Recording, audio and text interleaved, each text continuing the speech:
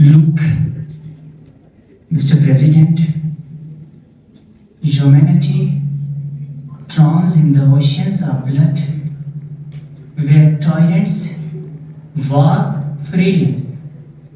Justice hides behind blindfold, soaked in the tears, and the innocent are buried beneath the silence. But long before modern oppression took root, a voice rose from the burning sands of Karbala. Karbala was not just a battlefield, it was a stage where courage shaded hopes and where sacrifice gave birth to external defiance. And Hussein, the grandson of Holy Prophet, refused to legitimize the corrupt empire. He didn't seek power but purpose. He didn't carry weapons but truth. He stood against the falsehood, not against the armies, and with his unshakable will, he knowing they would be outnumbered, outarmed, and left alone. Yet he moved forward, Mr. President, because he know the real defeat is silence in the face of injustice. And Hussein's sacrifice is not a cry of pain, it was a roar of defiance, and he proved that a man of truth can shake an empire of lies. And yes, Mr. President, Hussein didn't die at Karbala, but he rose, and through his rose, he became an external symbol of courage and a heartbeat of justice.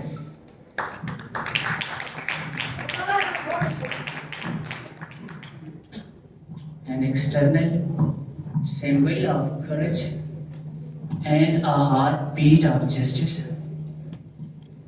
Today, the message of Karbala echoes again, Mr. President. And today, the world believes again. The message of Karbala is written not only in the books, but in the burning homes, shaded hopes, and the silent voices.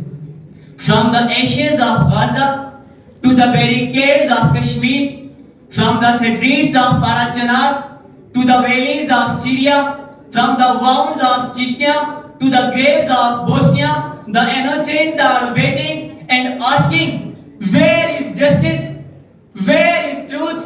And where is Hussein? Yes, Mr. President, the innocent didn't need a speech, not a slogan, and not a king. It needs Hussein in every heart. Yes, Mr. President, when the spirit of Karbala lives within us, injustice collapses. And when the courage of Karbala lives within us, tyranny suffocates. And when Karbala is with us, every Yazid tremble, every tyrant break, and we raise like lions. And yes, Mr. President, when Hussein is with us, fear change into strength, chains melt away, and truth shine like sun. So, Mr. President, from Karbala, we learn our lesson. Every tear can become a success.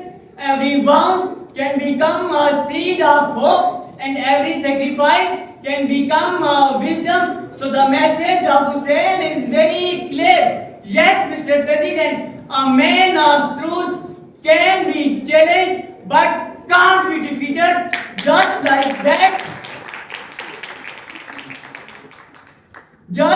that, a man can be destroyed but can't be defeated. A man can be destroyed but can't be defeated. Thank you, Mr. President.